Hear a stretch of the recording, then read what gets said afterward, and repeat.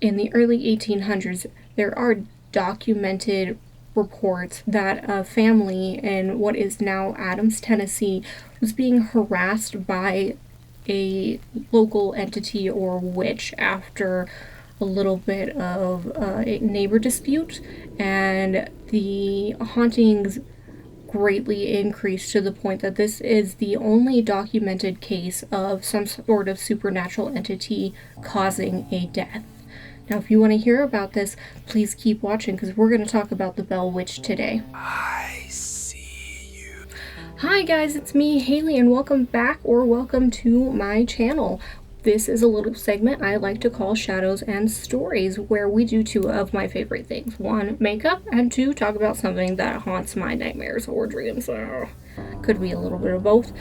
Today's story, we are traveling from last week, where we went to Chicago, Illinois to talk about the Iroquois Fire, down to Adams, Tennessee, where we're going to talk about why you don't mess with the local witch.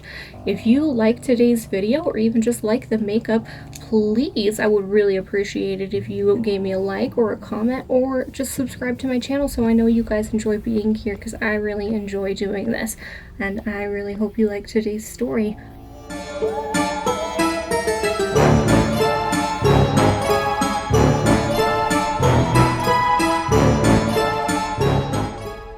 John and Lucy purchased their property in Red River, Tennessee, which is now Adams, Tennessee, around 1807.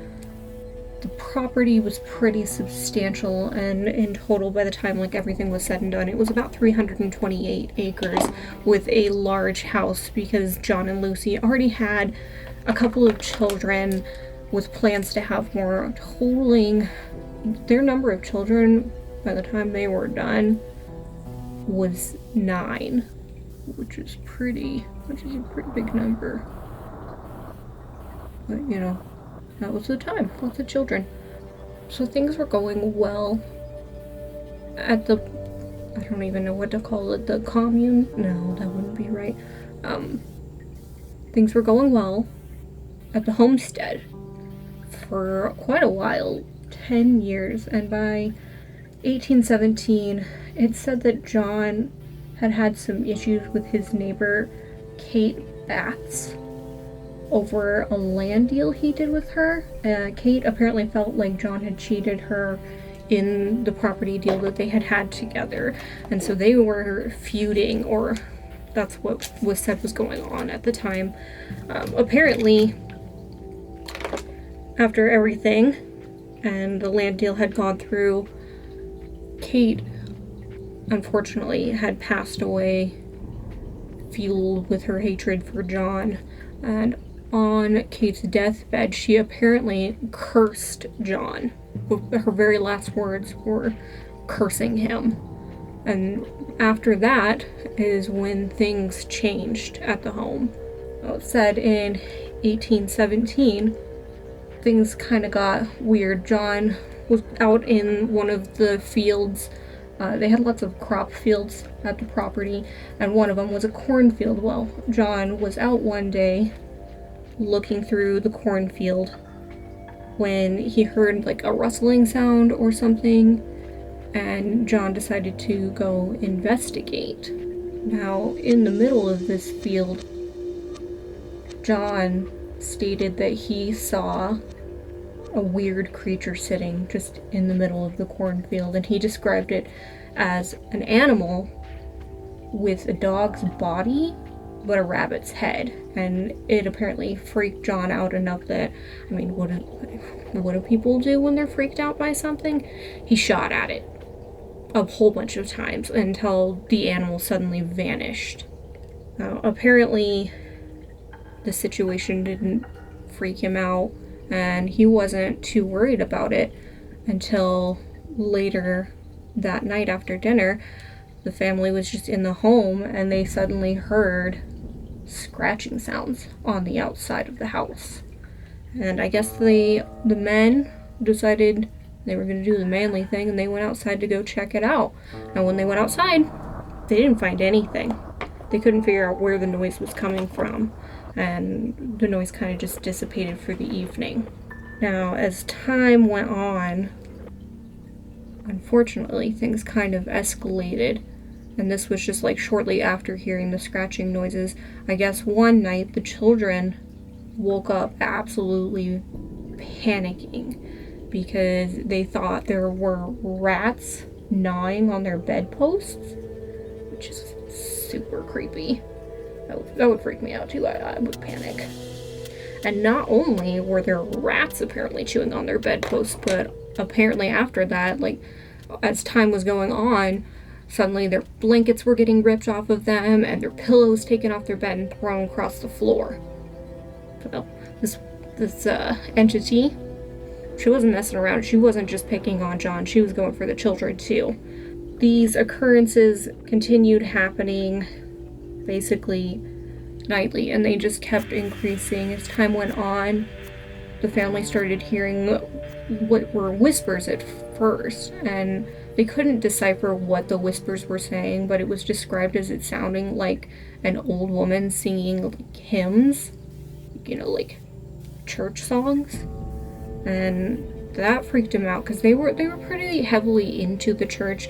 I'm pretty sure it was the Baptist church, and John was pretty well known in the local church. So this entity singing these hymns really freaked them out. Not only was the entity now singing, but it decided to target one of the Bell children specifically, and that was the youngest daughter, Betsy Bell.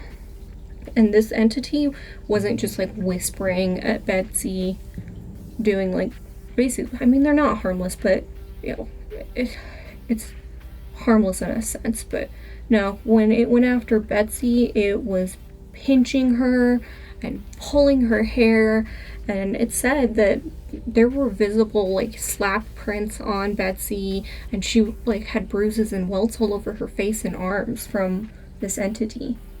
Now, it said initially when everything was going on, because John was a macho man, he had sworn the family to secrecy, like they were not to tell anyone.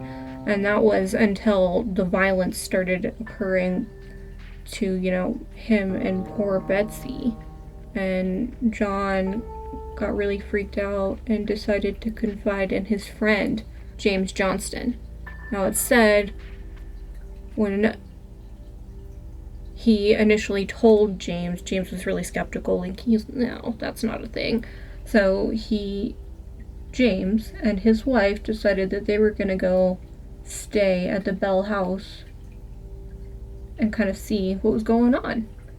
So James and his wife go to the Bell house, and they decide that they're gonna spend the night, see what's up, see if John is being truthful or not. And they made it through the usual, like dinner and such, and nothing had happened. And then bedtime rolled around, and James and his wife tucked themselves in for the night and fell asleep. And sometime into the night,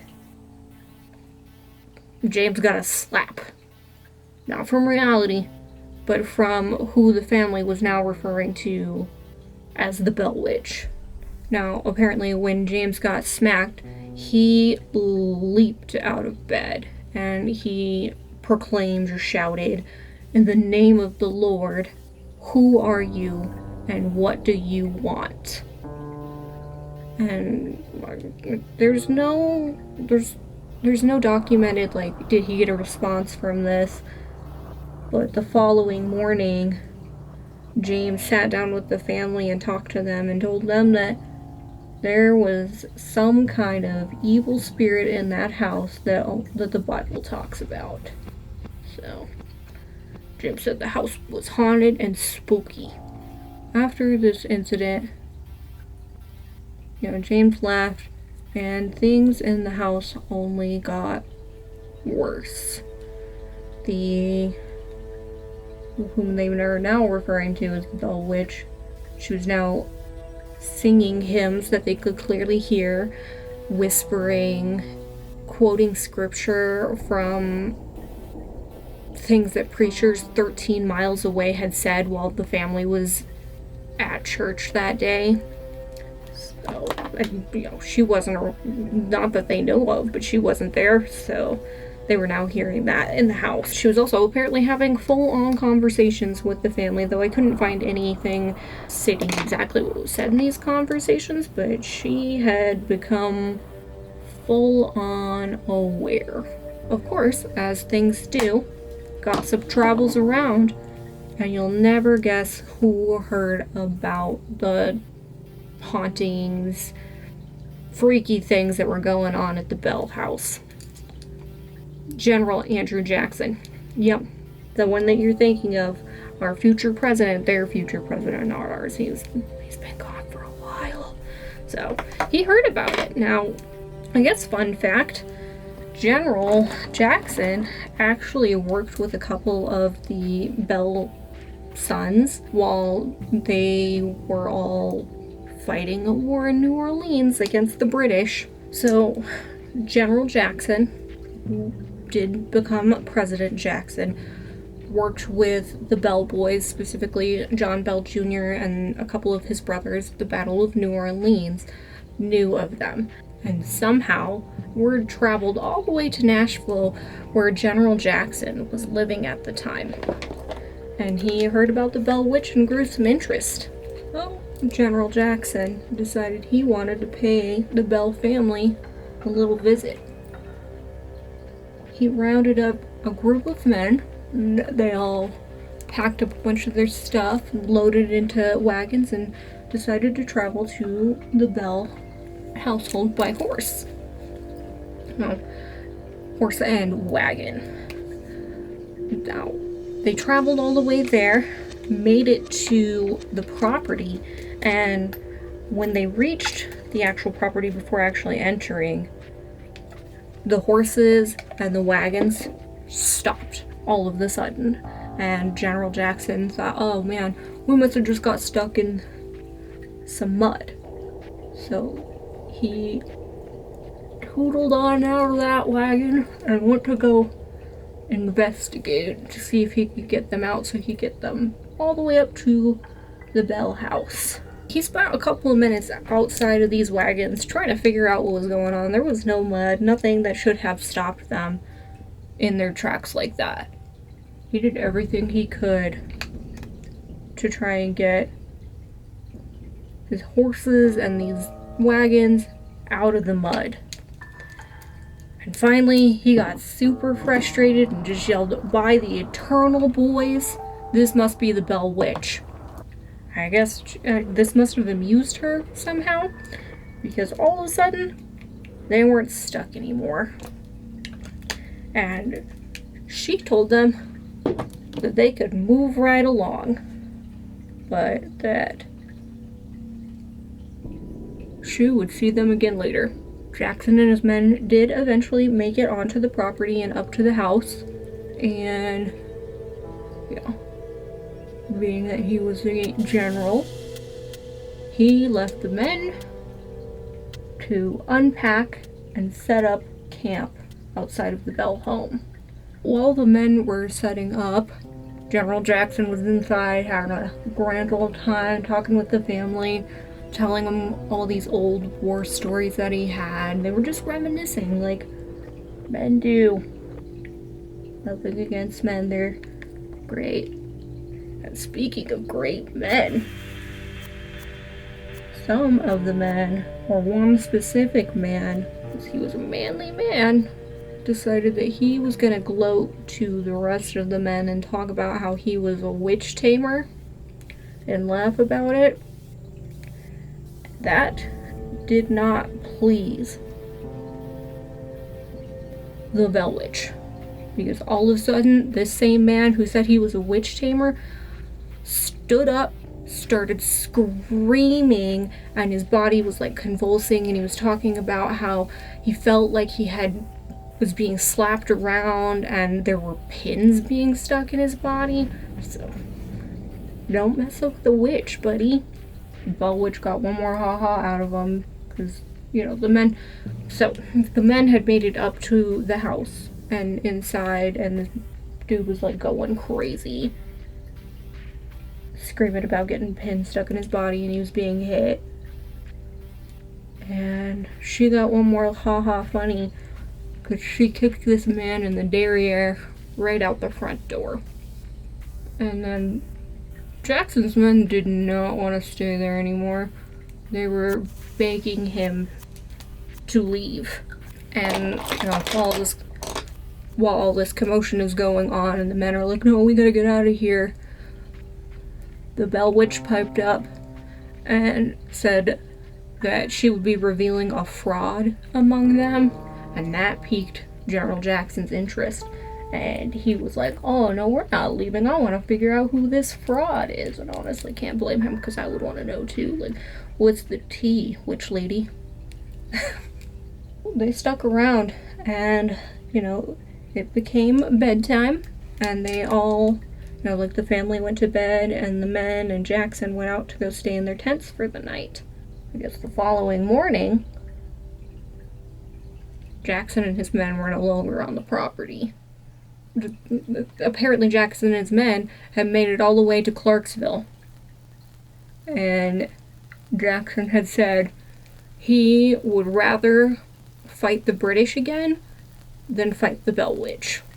So, no one has any idea what had happened while they were there at night, but she scared them enough that they chose not to stay. So time went on, like years. It was around like 1820-ish by now, and I guess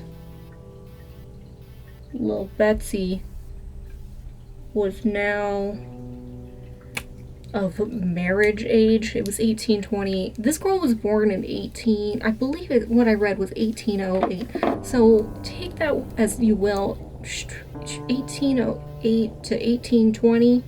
She was like 12 years old. That's considered marrying age? I don't know. But, so, apparently, in 1888, baby Kate was engaged to another local man or boy in the neighborhood. As far as I could tell, he was like 4 to 6 years older than her, but he was like another farm boy in the area, and they were engaged to be married. It should be known by this time the family was kind of referring to this entity, or the entity is known as Kate, in reference to the neighbor that John had beef with over property, who then cursed him on her deathbed. But Kate was not pleased with the news that poor little Betsy was going to have to get married to Joshua, and she informed Kate that Kate would never find happiness with him, and generations following her would know. And I guess Kate took the advice of the Bell Witch, and she called off the engagement. So now, after Kate called off the engagement, the hauntings or the abuse towards her kind of subsided a little bit. But this was also around the same time that John Bell Sr., his health started to really decline, and it said that John was having like facial twitching and a hard time swallowing. Over the course of the next year, John's health was really declining, and he wasn't really able to leave the home anymore. Oh, the Bell Witch took this as the prime opportunity to really mess with him. It said that she was removing his shoes while he was walking so that he would trip, and I guess because his health had gotten so bad, John was starting to have seizures, and whenever he would have a seizure, the Bell Witch would slap him really hard afterwards. So, really adding insult to injury there. After John was having his medical episodes, apparently the family could hear a shrill woman's voice across the entire farm saying Old Jack Bell, which was like a nickname that she had so kindly gifted him.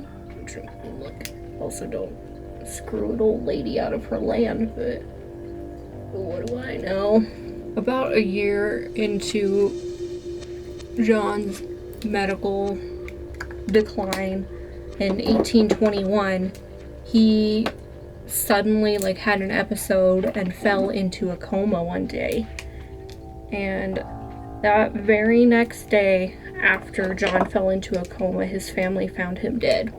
And like the very same day, I guess John Bell Jr. was like looking around the room, and he looked inside of the cupboard that was near his father's deceased body. And inside the cupboard, he found like a weird vial that the family had never seen before. And inside the vial was a little bit of black, like liquid that they didn't recognize. And I guess like John Jr. was like, I don't know what this is. And what did he freaking do with that? He decided he was gonna feed 2 drops to the family cat. Now this poor kitty, upon getting a sip of whatever this mysterious black liquid was, apparently the family reports that the cat suddenly jumped up into the air, rolled over mid-air, and then hit the ground, and it was dead. First of all, dude, why are you giving your poor family cat a liquid you don't recognize? That's nasty behavior. And we all know how I feel about cats. This is actually the first video on this channel. The cat that I normally have isn't in here, putting his input in, so are we a little disappointed in that? Maybe. Are we also disappointed in John Jr. for poisoning the family cat? We are. Anyway, so the cat dropped dead, and then all of a sudden the Bell Witch piped up, and she said that she had given John a good old dose of that last night and had finally taken care of him. And John Jr. was super freaked out by this, so he took that vial and he chucked it into the fireplace.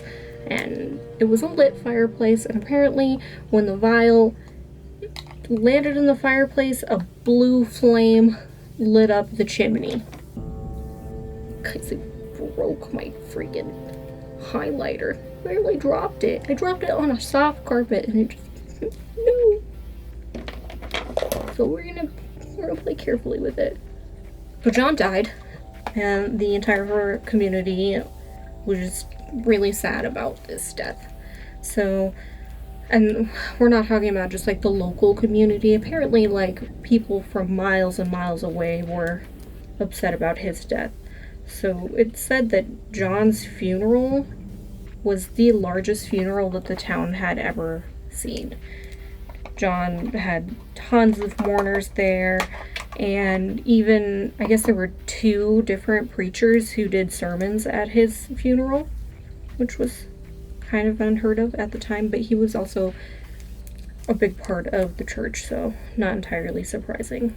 As the funeral was occurring, I guess she was gonna have one last final hurrah, because it is reported that they could hear the Bell Witch laughing during his funeral.